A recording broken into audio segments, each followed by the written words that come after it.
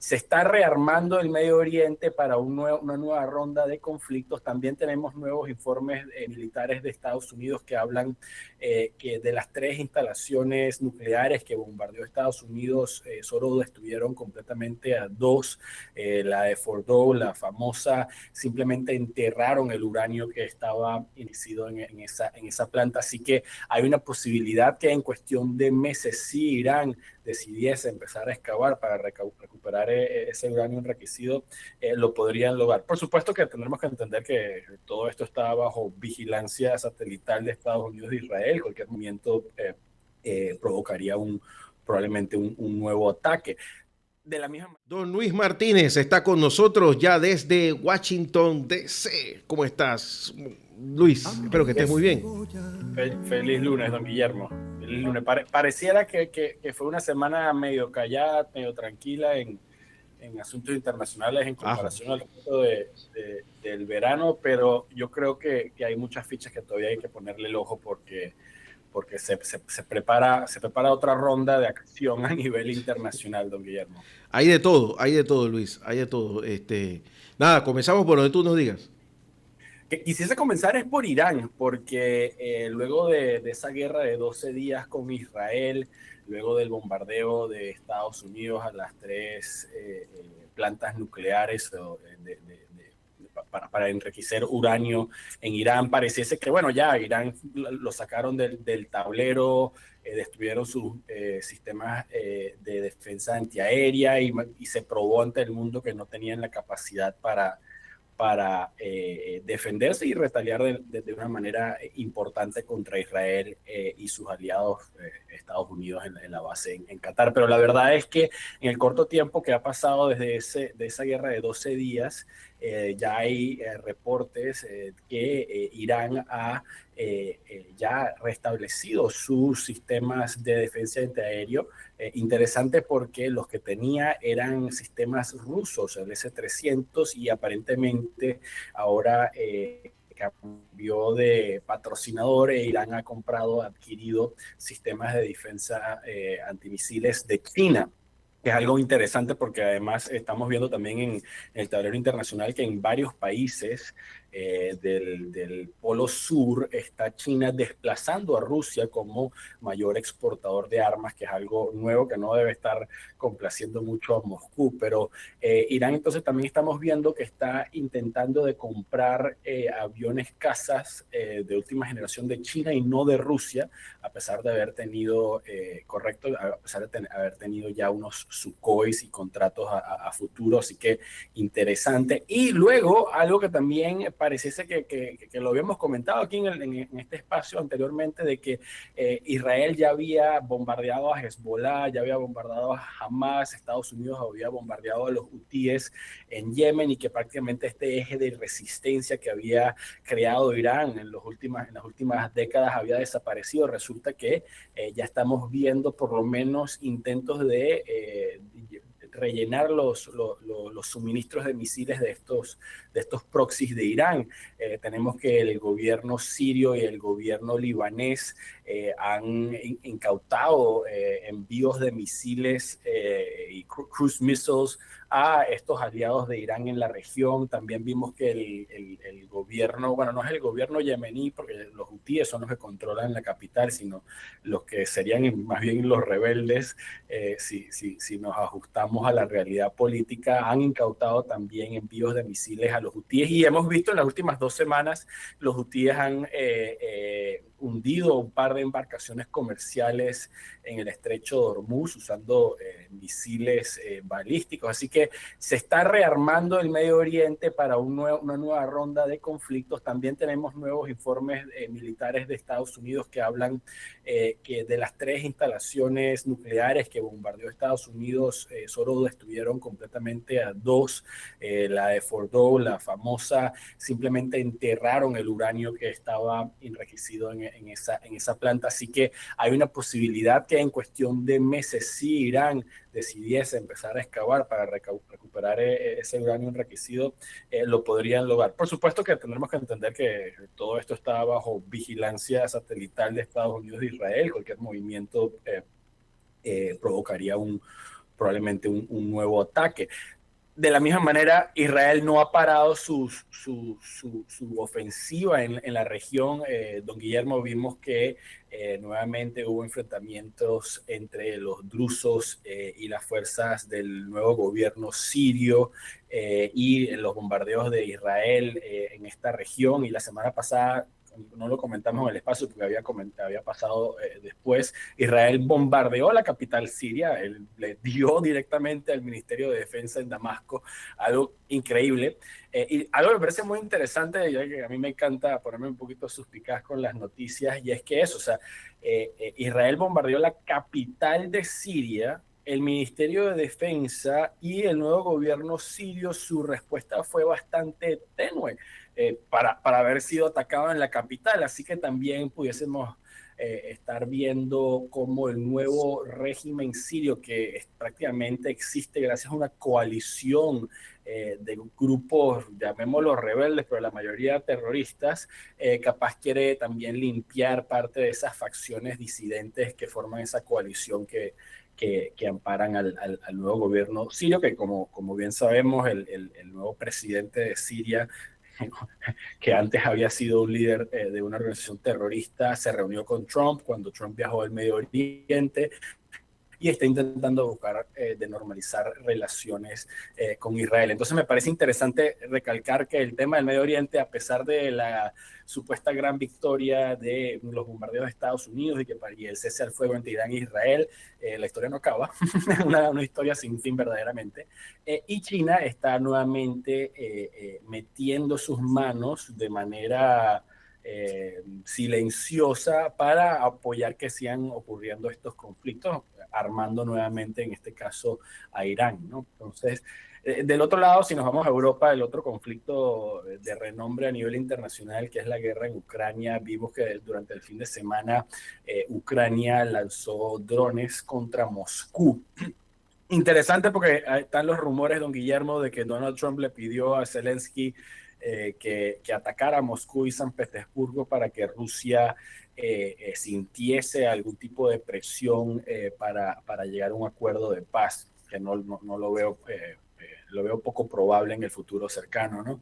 Pero bueno, vemos que las capacidades de Ucrania se están midiendo las capacidades de Rusia en ese escenario. Y aquí en Estados Unidos, Guillermo, todo ha sido succionado, toda la atención pública de la política nacional ha sido succionada por el caso de Jeffrey Epstein y los famosos archivos de Epstein en la lista de clientes. Así que distraídos aquí en Estados Unidos de lo que está pasando en el mundo. Sí, pero eso también te revela el férreo control que tienen los liberales norteamericanos de los medios de comunicación, ¿no?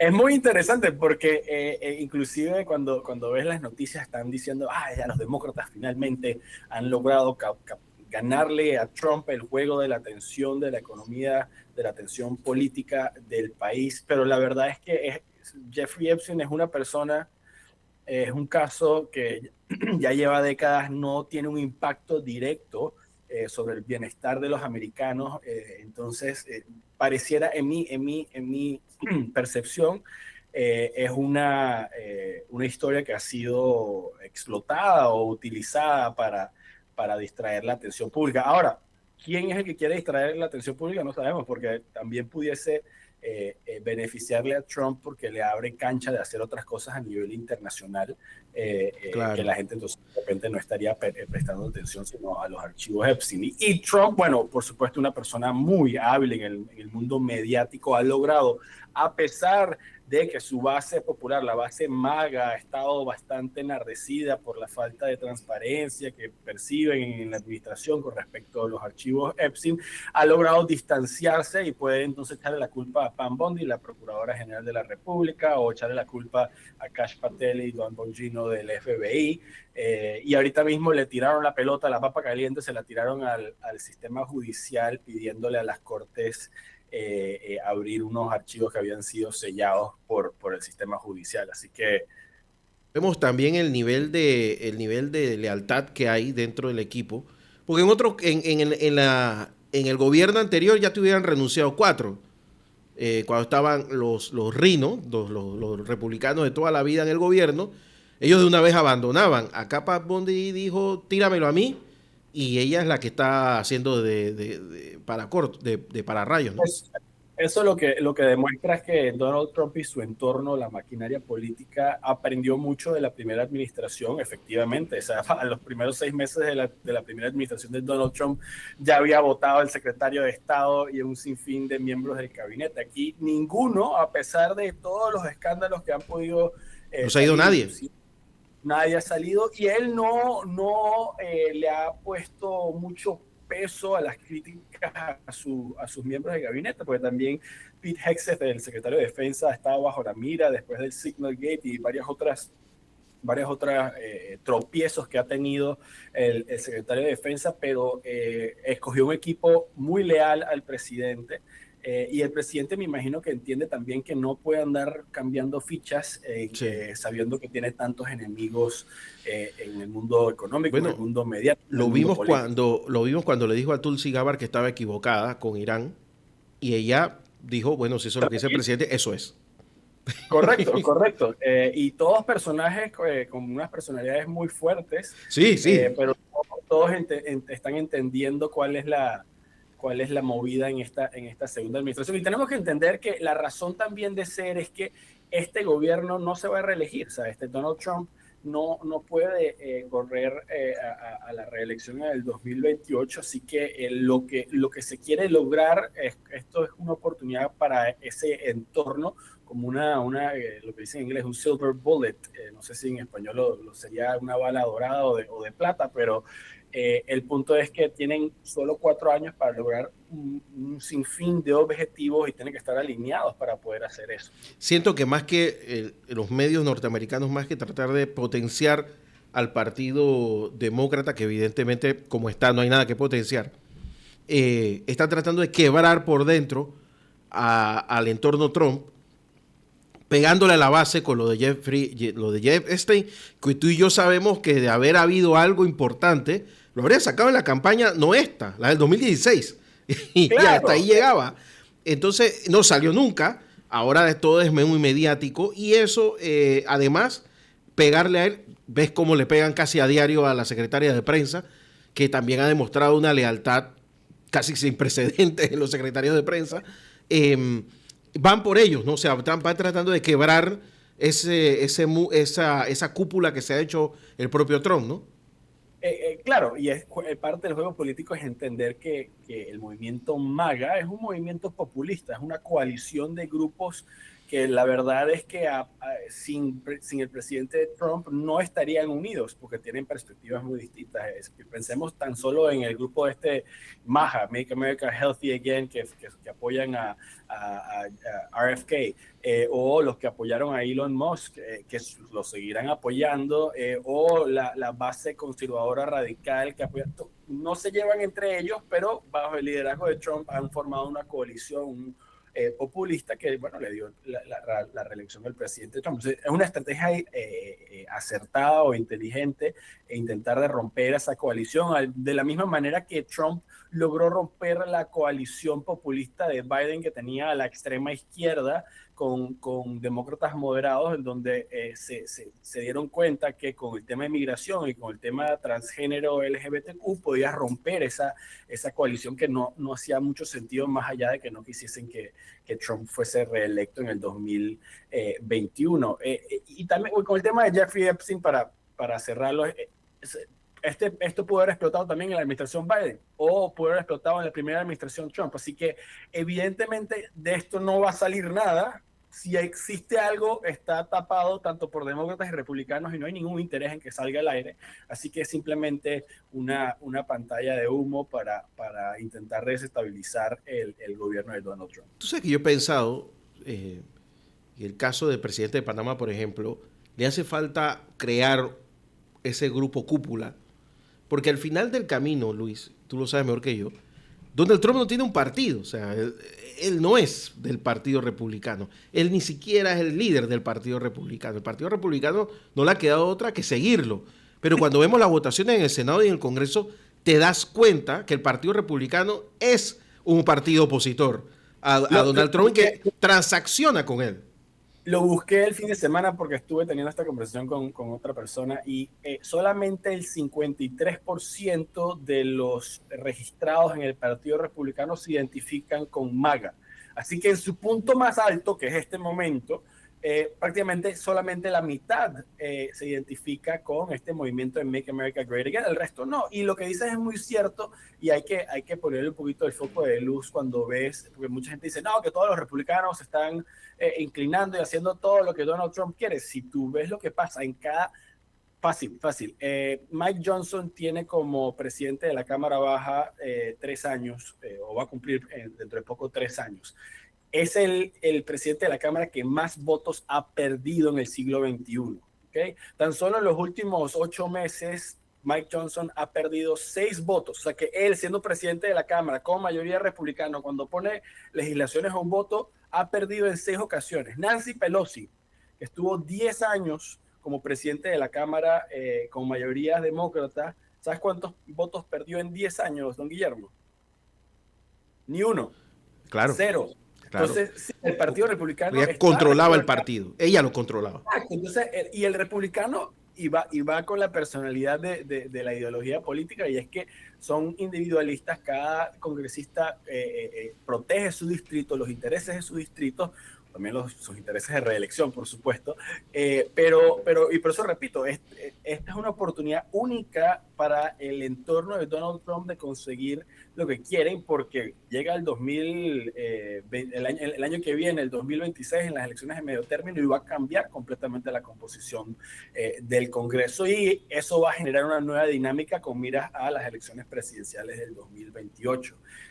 Y bueno, también hay que mencionar, don Guillermo, el intercambio de rehenes entre Estados Unidos y Venezuela, en donde sí. el gobierno de Maduro, y me parece muy interesante también cómo El Salvador ha jugado un rol importante en este ajedrez político. Pareciese que esto estaba ya estipulado por la administración Trump de utilizar a El Salvador desde el comienzo, de hace meses. Hay una relación muy cercana entre Bukele y Marco Rubio, muy cercana, y eso está funcionando ahí. Creo que antes de ser presidente, ya Bukele había hecho contactos con Marco Rubio, y eso está dando frutos ahora. Y creo que eso es lo que lo diferencia del resto de los presidentes de América Latina. Y muy interesante porque también tenemos que leer entre líneas, que no hay que leer mucho entre líneas, que si el intercambio fue entre prisioneros políticos que el régimen de Maduro tenía con migrantes deportados por Estados Unidos que estaban en El Salvador, obviamente también hay que entender que estas personas, quienes sean que sean, tienen algún tipo de importancia para el régimen de Maduro. Sí, son efectivamente, como salen en las noticias, muchos de ellos deportados por conexiones con el Tren de Aragua. Entonces más bien eso avalaría que efectivamente el régimen de Maduro tiene conexiones con el cartel o la banda criminal que, bueno, a los ojos de Estados Unidos es un grupo terrorista del Tren de Aragua. Entonces también eso avalaría la suspicacia que tienen muchos republicanos o conservadores en Estados Unidos de que el régimen de Maduro ha querido infiltrar en los Estados Unidos. Ahorita mismo en 17 estados de Estados Unidos hay presencia del Tren de Aragua, y uno pensaría de la cárcel de Tocorón allá en Venezuela lleguen a 17 estados de aquí, Estados Unidos. Entonces tienen el apoyo del régimen. Y ahorita saltando de vuelta, don Guillermo, lo que comentas de Marco Rubio, y tengo que admitirlo, yo pensaba que Marco Rubio es el primero que iba a salir de la administración Trump, pensando que, mira, lo cogió Te confieso que yo también. Yo pensaba que ese era el primero que iban a echar porque no se iba a llevar bien con Trump, y resulta que ahorita mismo Marco Rubio es el miembro del gabinete del presidente Trump con más poder, porque no solo es secretario de Estado, también es National Security Advisor, una posición muy importante. También es el archivista nacional del país y tiene un cuarto título que no me acuerdo, pero el punto es que pensando en el 2028, mucho más que J.D. Vance, mucho más que Tulsi Gabbard, mucho más que cualquier otro miembro del gabinete, se perfila como un muy buen candidato presidencial. Además que sería histórico, el primer presidente americano con raíces hispanoamericanas, latinas, pues, y bueno, con unas credenciales, por supuesto, muy importantes. Años en el Senado, años en el Congreso, etcétera. Él ha estado trabajando para que Ivanka esté lista para ser presidente. Pero si la situación no da, yo creo que Marco Rubio está muerto de la risa, listo para hacerlo. Bueno, y la Y pones de vice y también y te llevas un gran parte de la así coalición. mismo es. Así mismo. Y no solamente la pones de vice, sino que además Marco Rubio tiene el tema de que puede entonces traer a los republicanos de toda la vida. Claro, puede decir, yo soy un republicano tradicional que supe manejar el Mira mundo que sí se Trump podía. y híbrido, ¿no? Muy Sí, interesante cómo interesante. se ha manejado. Y bueno, y muy interesante el poder que le ha dado el presidente Trump, porque repito, el presidente Trump pudo haber escogido a cualquier otra persona de relevo de Mike Waltz como asesor de seguridad nacional del presidente, y no, escogió fue Marco Sí. Rubio, así que le gustó lo que vio. Lo de J.D. Vance no sería sorpresa, porque el propio, tú te recuerdas esa entrevista a Fox News como a los 3 días de gobernar, que le preguntaron si veía a J.D. Vance lanzando, y dijo, no, yo no lo veo presidente. Lo dijo de frente. Sí, sí, sí. Y no ha Bueno, pasado nada. y esa realidad es entender que el movimiento MAGA, es que el populismo funciona de esa manera, así el mismo que tú dijiste que el presidente Molino le convendría tener una coalición paraguas. El populismo, si lo quieres ver con ojos buenos, solamente funciona como un correctivo temporal, porque luego tiene que regresar la competencia política que es intrínseca del aparato democrático. Y es lo que deberíamos de ver en el 2028 en Estados Unidos, unos candidatos presidenciales más moderados y entonces bancadas congresionales de ambos partidos mucho más variadas a las que estamos viendo, mucho menos uniformes, para que exista una verdadera representación, mientras que el movimiento MAGA fue simplemente una necesidad que vio el pueblo americano de corregir el rumbo que había tomado el presidente Biden, que había alejado al país mucho del centro y por supuesto hacia la izquierda radical, que fue rechazada en Estados Unidos. Yo he visto que después que salió del tema del Canal de Panamá y algunos escarceos con la presidenta de México, muy leves, para Trump hoy en día los únicos presidentes que tienen algún sentido son el de El Salvador y el de Panamá. Correcto, correcto. El Bueno, resto, incluyendo a Milei, incluyendo a Noboa, que serían como un segundo nivel, el resto... ¿no? Bueno, y Milei, Pónganse de vacaciones. trajeron tipo Elon Musk para que hiciese show en las conferencias políticas por acá, pero ya ni se ha mencionado. Interesante que Panamá no termina de salir de los titulares internacionales, vuelve a estar en primer plano en varias publicaciones de renombre internacional de Estados Unidos y Europa, con el tema de China queriendo incluir a Costco en los puertos en Panamá. Así que me estaba pensando yo en la mañana, inclusive desde los Panama Papers, hay una agenda para forzar a Panamá al escenario internacional. Hay una agenda de los poderosos, obviamente, que se están debatiendo el futuro del mundo para poner a Panamá en las noticias internacionales y que sea relevante no solo para Centroamérica, no solo para las Américas, sino para todo el mundo. Así que yo creo que por ahí también se acerca un nuevo episodio. Capaz escucharemos al presidente Trump volver a hablar personalmente de Panamá con este tema de las licitaciones de los puertos en Panamá, ¿no? Sí, vi un artículo creo que era Foreign Policy, Foreign policy, ajá. que otra vez, ya cuando tú ves que vienen estos artículos no es por gusto, ¿ah? No, Sí. no, no. Son temas que al lector de esas publicaciones no les debe interés inmediato, pero aparecen en primera pantalla. Inclusive había creo que fue el mismo Foreign Policy que puso una caricatura de principios del siglo XX, perdón, con el presidente Teddy Roosevelt con una pala acabando el canal de Panamá, ¿no? Entonces quieren construir un narrativo y hay un interés por detrás. Hay que ser perspicaz y poner la atención qué es lo que se viene, ¿no? Dice, US presidents have a history of overplaying their hands in Panama. Ahí Foreign está, ¿ves? policy. Por eso digo que desde el mismo título tiene una intención de querer ver de que Estados Unidos se quiere entrometer y controlar temas de política nacional en Panamá, que por supuesto, ¿quién beneficia de eso? Sino el Partido Sí. Comunista Chino. El artículo dice, a man, a plan, and a long history of overplayed hands. Yo creo que ahí no hay más nada que hacer, viene la cosa de nuevo.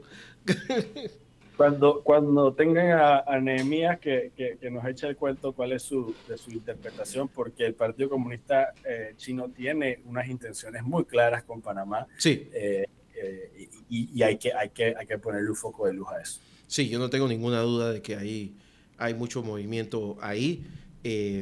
Panamá es clave. Yo vi algo de que estaba hablando otra vez de rescatar el proyecto de conexión entre Brasil y Perú, no sé qué cosa en Colombia. Déjense de tonterías. Que esto es en serio. El presidente de Colombia diciendo que Colombia tenía que dejar la OTAN. Y yo, bueno, señor Petro, Colombia no está en la OTAN, pero ok. Les dejo otro comentario porque a mí se me parece muy interesante. El Reino Unido, Japón y, si no me equivoco, Italia están construyendo un avión caza de sexta generación que va a estar ya en servicio en el 2035. Uno piensa, 10 años, eso es mañana. Sí. Y muy interesante porque solo viendo las especificaciones de este nuevo caza que están construyendo, tiene el doble de capacidad de vuelo en distancia que el F-35, que es prácticamente el de última generación que tienen los países europeos. Y eso es lo que te asoma, es que Europa en sus preparaciones de militares, de aumento de presupuesto, etcétera, tienen en mira a Rusia como el enemigo en una posible guerra. Yo te iba a preguntar algo que se me olvidó la vez pasada, Luis, nada más que para que termines el punto.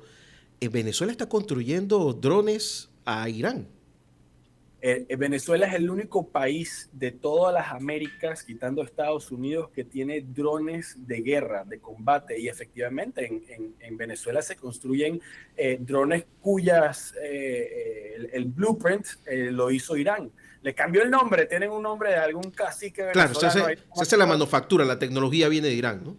Correcto. Y esto es importante decirlo. Para evitar que lo bombardeen.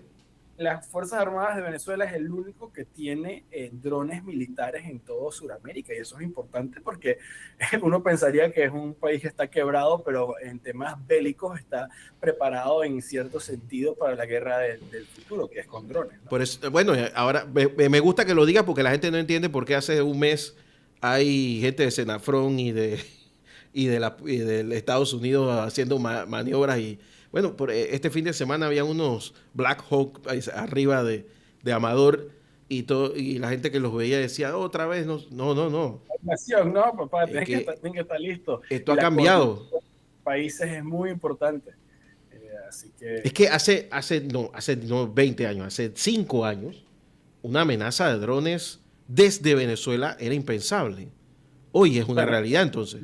Y ahorita es posible, correcto. Y lo que te puede molestar con que 1, 2 o 3 dañen una esclusa, dañen el edificio de control, qué sé yo, eso genera pérdidas de millones y además problemas internacionales de tránsito marítimo. Así que hay que mantener la atención también en Venezuela, que todas las semanas logra un titular internacional, aunque la gente quiera pretender que el régimen de Maduro ya no es relevante en la geopolítica internacional. A mí me llama la atención porque esa gente que se intercambió este fin de semana, los venezolanos esos que llegaban, que subían perfectamente bien al avión en El Salvador y que bajaban como si los hubieran apaleado en el camino,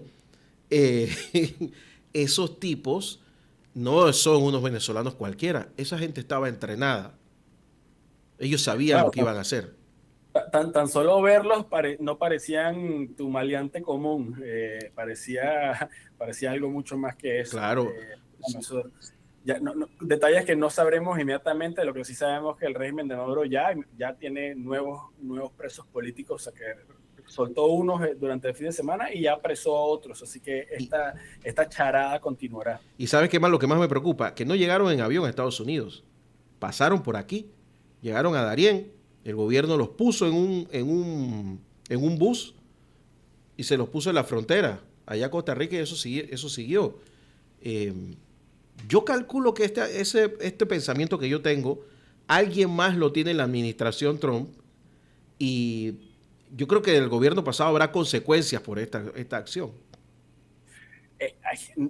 Yo pensaría que hay algún tipo de complicidad de la administración Biden en permitir el flujo migratorio del país, y que va mucho más allá de cambiar la demográfica de Estados Unidos para que en un futuro el Partido Demócrata tenga más votos, porque por ahí pasaron chinos, por ahí pasaron iraníes, por ahí pasaron venezolanos, por ahí pasó quien le dio la gana. Y el tema que hace una semana salió de que Irán iba a retaliar con sus sleeper cells, claro, o sea, ¿qué país enemigo de Estados Unidos no crees que habrá tomado la oportunidad de infiltrar gente en Estados Unidos durante el periodo de la administración Biden? O sea, es algo completamente lógico de pensar, y por lo tanto es tan evidente que tiene que haber algún tipo de complicidad en algún nivel. Así sea indirecta, capaz no fue el mismo presidente ni su gabinete, pero sus asesores definitivamente querían que la frontera sur estuviese abierta, que el presidente Trump lo resolvió en cuestión de un mes, ¿no? No sería extraño ver que eventualmente hubieran sanciones contra exfuncionarios del gobierno panameño anterior. Ya veremos, y de toda esa ruta, ¿no? Porque y también el gobierno colombiano se le está ahorita mismo revisando la categoría que el Pentágono le tiene para cooperación militar. Se la van a rebajar, o está la amenaza de que van a rebajar la certificación de Colombia por los vínculos con los carteles y los grupos criminales en el país. Así que sí, no me sorprendería si el gobierno de Benito Cortizo, que también fue muy blando con ese tema, y lo puso a menos, siendo algo tan importante, se lleve algunas sanciones, ¿no? Bueno, Luis, tienes cosas que hacer el día de hoy. Ya te veo listo para ir al Congreso y dar la vuelta a la Casa Blanca, que no se termina de ir de vacaciones. No. Bueno, como está lloviendo, entonces el juego de golf se complica un poco. Entonces, tiene rato Trump que no va a Mar-a-Lago. Sí. No, pero creo que esta semana, la que viene, va a Escocia a jugar en su, bueno, claro. En su resort allá en Escocia. Va a visitar su feudo. Don Guillermo, saludos. Muchas gracias. Luis Martínez, analista político y periodista reportero en Washington, D.C., entre la Casa Blanca y el Congreso de los Estados Unidos. Un abrazo, nos vemos el otro lunes. Hasta luego. Era Luis Martínez con nosotros aquí en La Mañana Ancon por Radio Ancon.